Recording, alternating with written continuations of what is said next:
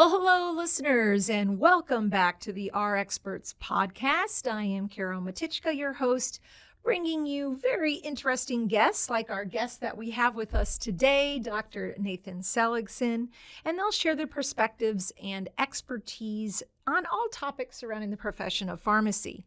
So today, Dr. Seligson, who's a clinical assistant professor specializing in clinical pharmacogenomics at the University of Florida, as well as a research scientist at Nemours Children's Specialty Clinic in Jacksonville, will be speaking to us about that topic of pharmacogenomics. Thank you very much.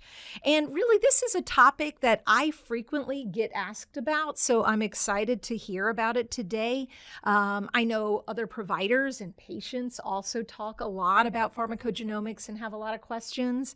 So really looking forward to it. Welcome, Nathan. Thank you so much for having me. Absolutely. So this is a question that I ask most of my guests. Let's start with just hearing a little bit about yourself. Why did you get interested in the profession of pharmacy in the first place? Well, I began my interest in pharmacy actually through pharmacogenomics. While I was doing my undergraduate training, I heard about pharmacogenomics in the classroom, and it really struck a chord with me. I was excited about the science, the idea that you could select the right medication for the right patient at the right time and at the right dose. And knowing that for an individual person really excited me. So I went out to try to identify who are the people that are doing this work clinically and doing the research to get this to patients. And many of them were pharmacists. Before that, I had really known nothing about pharmacy. But immediately I decided that pharmacy was the path for me because of these people who were really trailblazing for pharmacogenomics. Wow, that's very interesting. So talk to us a little bit about pharmacogenomics in layman's terms, as well as we probably have several listeners who understand what it is, and maybe from your perspective as well, what you see it in regards to pharmacy and how we can take care of patients. Absolutely. So we all know that medicines work differently for different people. Maybe one person might prefer Tylenol for pain relief, one might prefer ibuprofen. A lot of that has to do with different factors that make us the individuals that we are.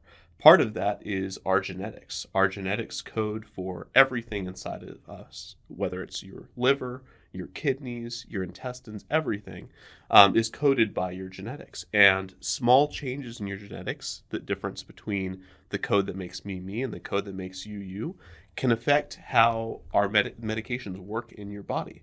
It can affect the kind of dose that you might need in order to get the effect that you want that medicine to have. It also might affect your risk for adverse events. So by using your genetics and measuring your genetics, we might be able to understand what medication would be the best for a specific person and what dose might be correct for that person. Very fascinating, actually. And I know a lot of people want to hear really how they can maybe either be involved if they're a pharmacist or maybe patients trying to find out if they can get access to something like this. So you certainly talked to us about your specialization in pharmacogenomics. You also really specialized in hematology and oncology. How did you go that route, or how did you decide on that route? Well, in learning more about how we integrate pharmacogenomics and personalized medicine in general into medical care, it's difficult not to run into oncology because oncology is inherently a genetics-based disease because it's your own cells that change genetically and become cancer.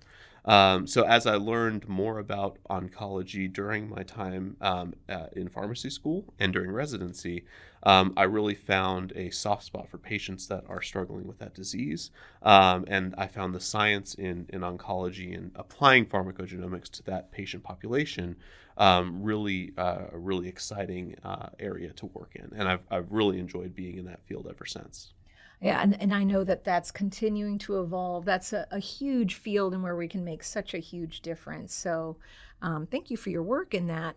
And tell us a little bit then about the research that you do.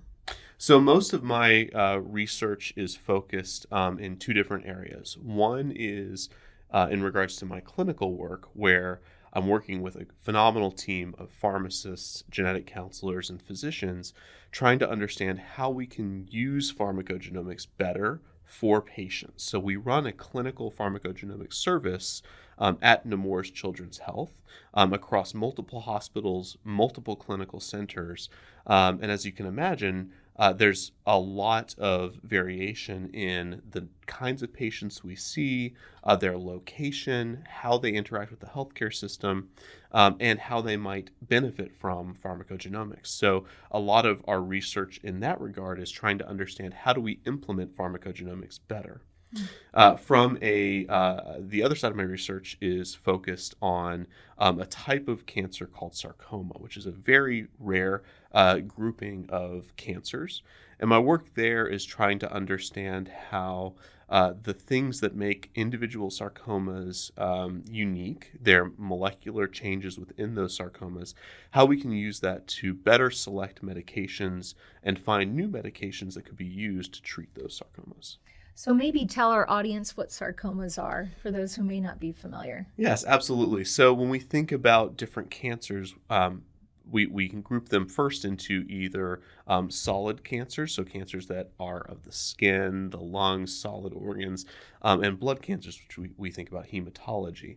Within the solid cancer groups, then you can separate it out into cancers that come from endothelial cells, which are the outer layer of our body, and that includes carcinomas, which includes some skin cancers and lung cancers and things like that. Sarcomas come from the mesenchymal layer, which is an inner layer of human cells. And sarcomas generally form connective tissue cancers. So different kinds of muscle lining of the vasculature system, bone cancers, all kinds of connective tissues make up the whole of what sarcomas are. Gotcha. Thank you. That's really, really helpful. Thank you. So how is pharmacogenomics then helping those patients specifically? Absolutely. So pharmacogenomics, again, is about selecting the right drug for patients. And when it comes to sarcomas, most drugs don't work to treat sarcomas. We have very few drugs that are effective. However, we have some good examples of where a certain sarcoma for an individual will have a genetic change in it that might be targetable by a drug that you wouldn't think would normally work in sarcoma. So some of the work that we have done in the past is identifying these patients who would never be considered to receive this kind of drug, but because of the genetics of their tumor, we're able to provide that drug to them. And it doesn't always work, but there are many cases where if you select the right drug for the right tumor, it can really make a significant difference for that patient. I can imagine in regards to mortality rates and also in cost savings so that you understand which medication works best and you're able to treat them more quickly. Absolutely. That's fantastic. So I get a lot of questions from pharmacists who are really interested in expanding maybe their practice, particularly community pharmacists in regards to pharmacogenomics. So what do you say about that, and what's your thoughts in that regards? Well, I think it's very important that everyone who's involved in healthcare understand at least a little bit about pharmacogenomics and personalized medicine.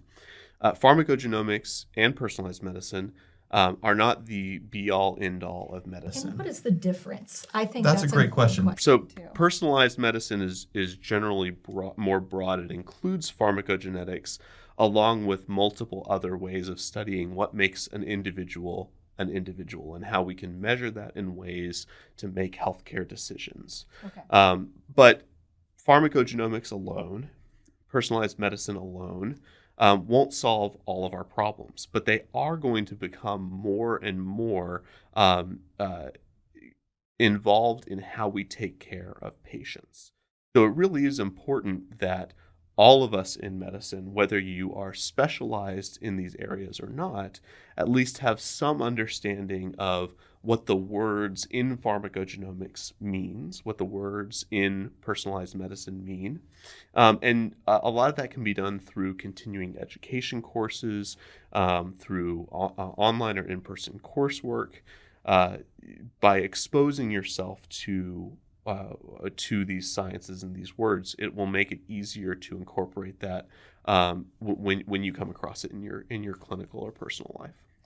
Sure. And so how do you see a community pharmacy, let's say, utilizing personalized medicine for Absolutely. patients? So I think, particularly when it comes to pharmacogenomics, more and more patients are able to send a sample to a commercial lab that advertises directly to them, and to do genetic testing of their sample and provide a genetic testing report. Now, patients who do this want to see that genetic information used to benefit them, so they will bring it to all of their healthcare providers, and all their healthcare providers should be willing to look at that information and incorporate it into their care.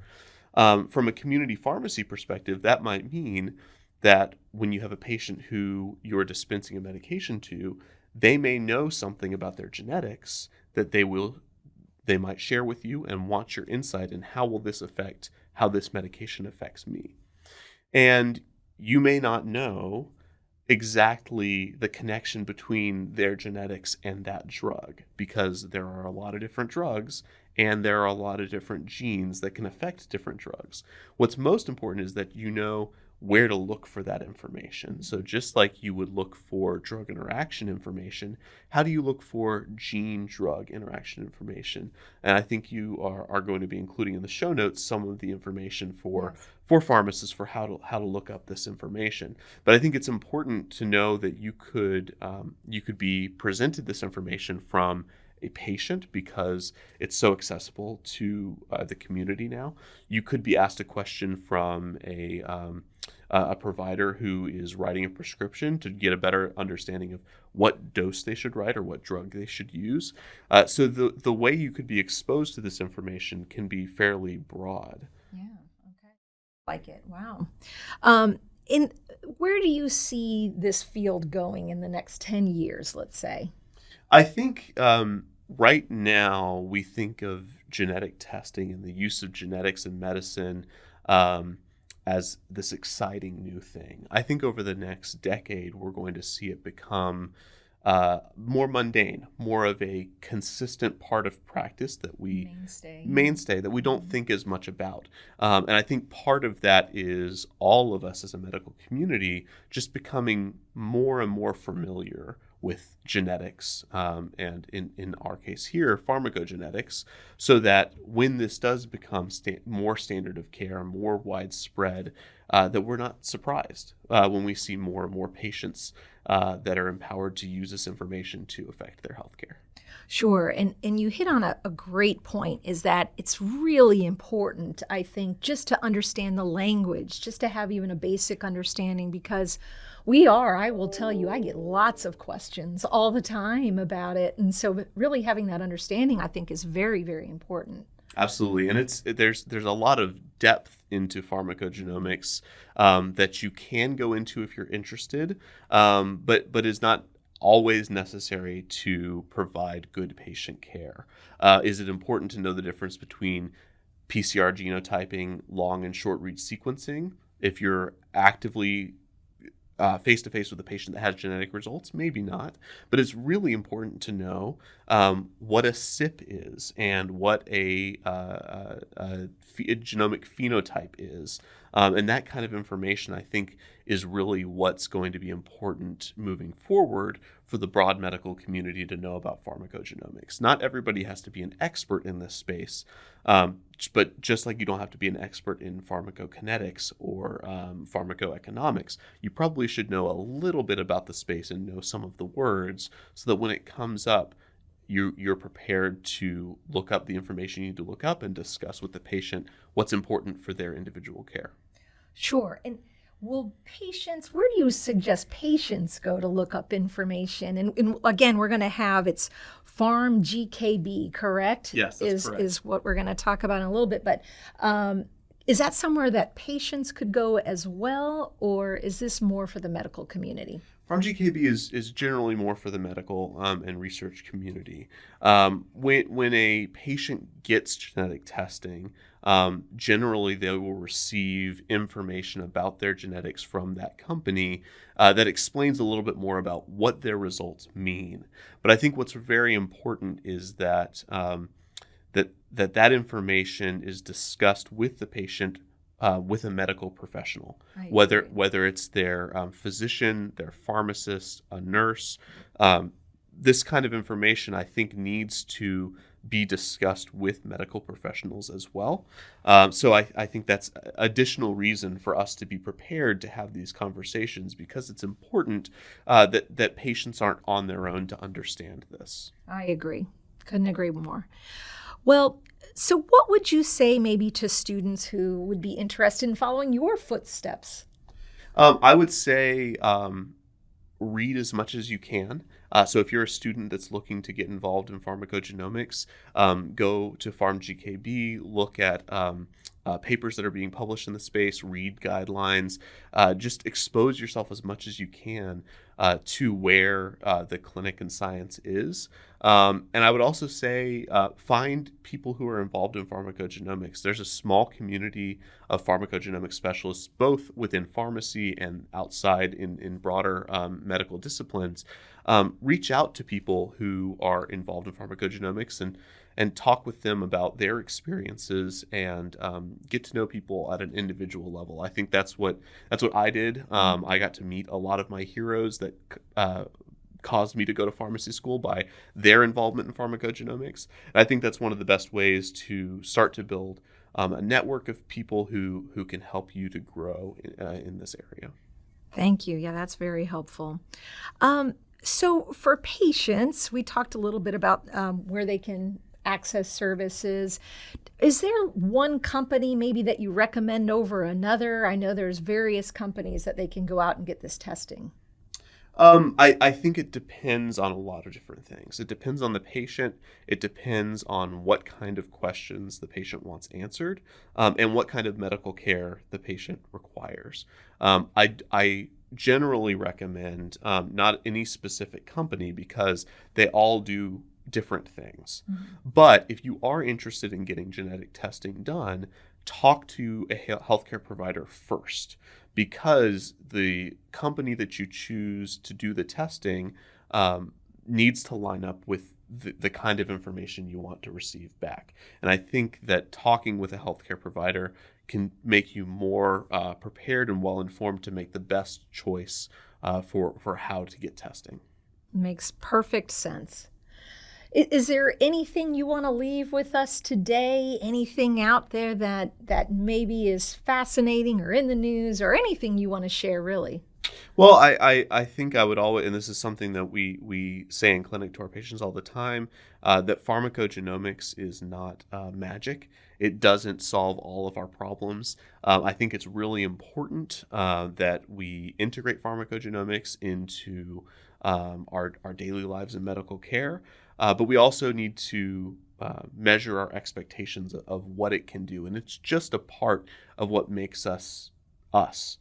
Eat what you choose to eat for breakfast, lunch, and dinner also affects how you're going to respond to medications.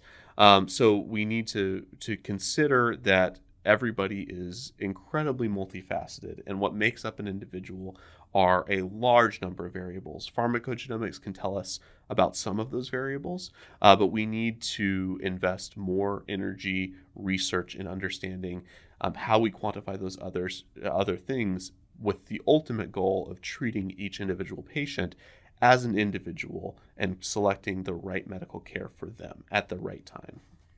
That's perfect. It's just one piece of the puzzle. It's a piece of the puzzle. Sure. It's an important piece of the puzzle. Yeah. But there are many pieces that we need to understand to treat individuals the best that we can. Makes sense. Well, thank you so much for coming and being a part of our show today. I know this was fascinating for me. I'm sure it was fascinating for our listeners as well. Thank you so much for having me. Well, thank you everyone for listening. And if you'd like to learn more about pharmacogenomics, you can visit PharmGKB, and actually we'll have the information in the show notes for specifically where you can go in regards to looking into more information. And remember to subscribe to the channel on YouTube, as well as our podcast, Our Experts, and just I just want to say thank you so much for listening, and take care, everyone.